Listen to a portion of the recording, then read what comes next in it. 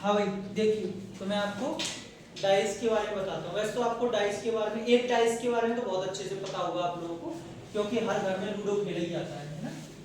तो आज का अपना जो कॉन्सेप्ट है वो है डाइस, जिसमें भी मैं पहला पार्ट लेता हूँ वन डाइस के बारे में।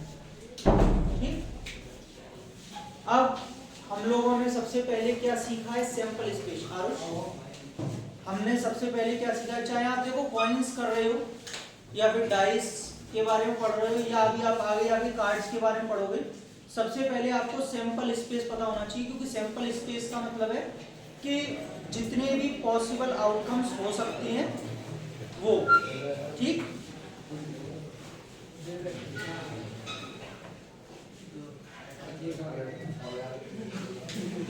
तो वन डाइस का हम लोग सैंपल स्पेस देखेंगे। एक डाइस को जब हम थ्रो करते हैं, कॉइन को टॉस करते हैं और डाइस को थ्रो करते हैं, तो बेटा उस पर कौन कौन से नंबर हैं जो आ सकते हैं? 1 2 3 4 5 6, बस यही आ सकती है, इससे ज्यादा कुछ नहीं हो सकता है ना। कुछ पूछना है अंश आपको? अंश आपको पूछना? तभी तो मैंने पूछा, कुछ पूछना था।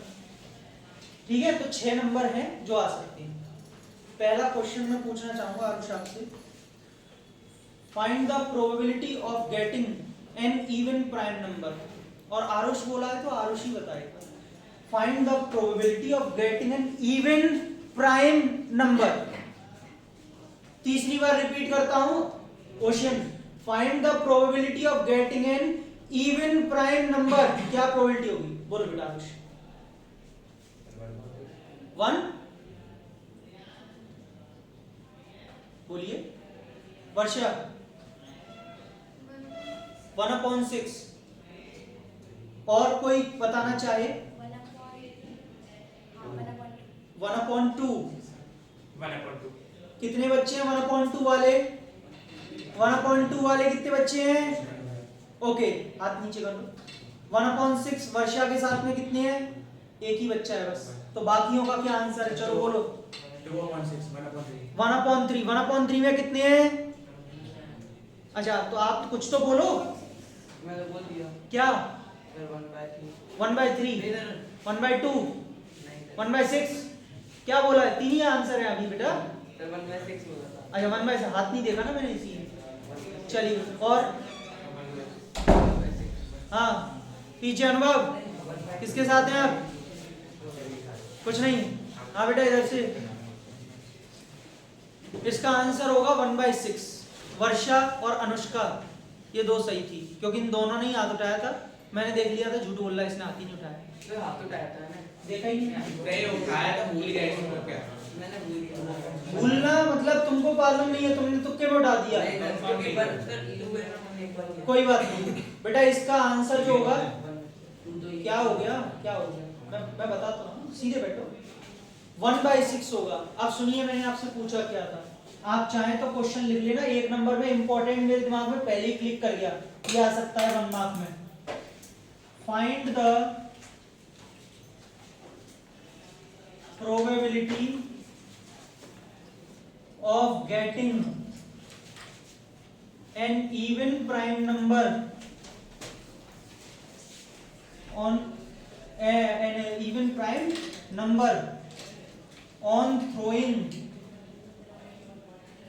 a dice.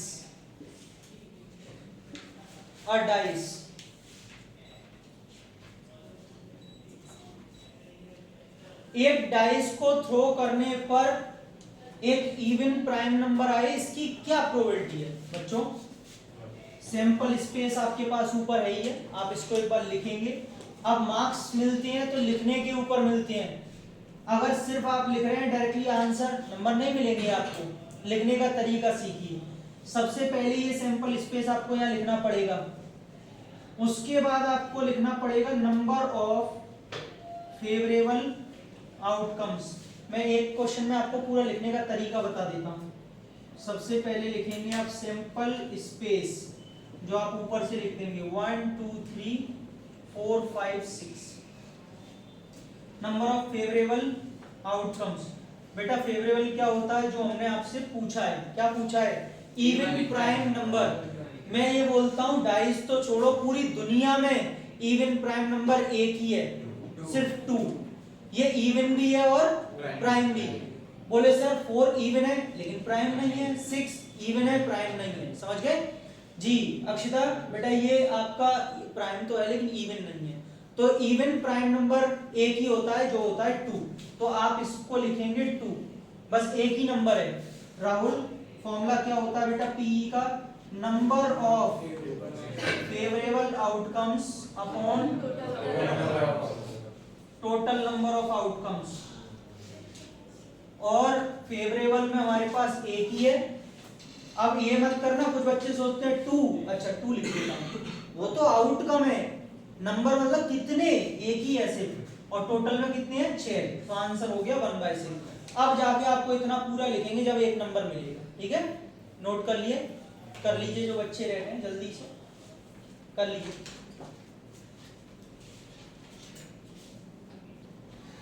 अब देखिए आगे, ये सैंपल स्पेस पे Rahul find the probability of getting N even number.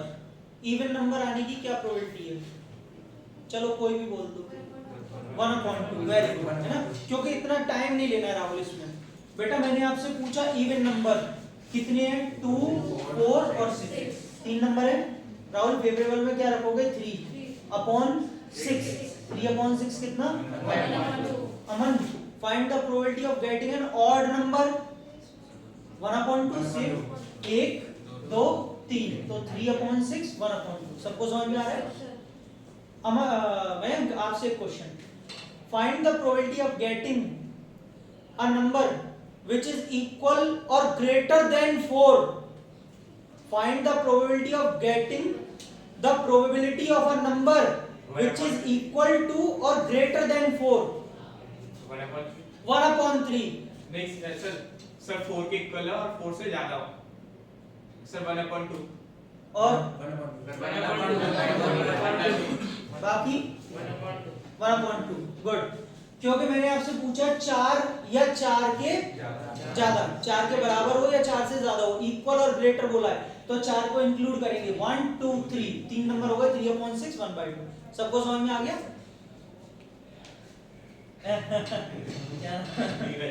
Neeraj find the probability of getting a number which is even but also greater than 3, find the probability of getting a number which is even but also greater than 3।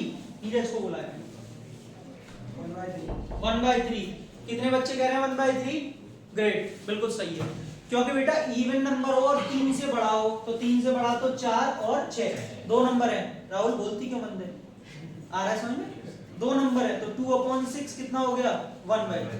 सभी को clear हो पा रहा है, कोई दिक्कत तो नहीं है। Meenakshi find the probability of getting a prime number, find the probability of getting a prime number,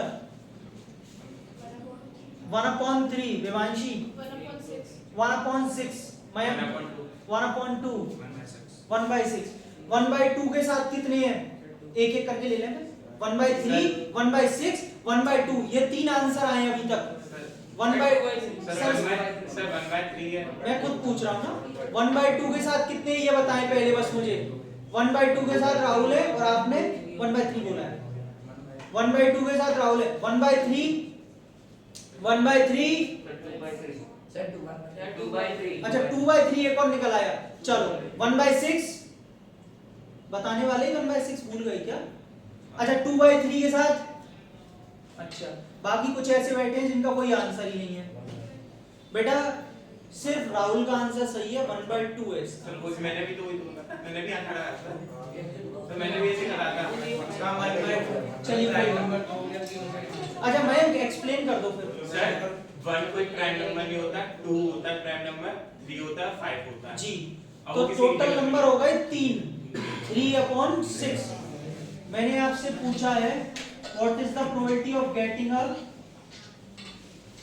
prime number.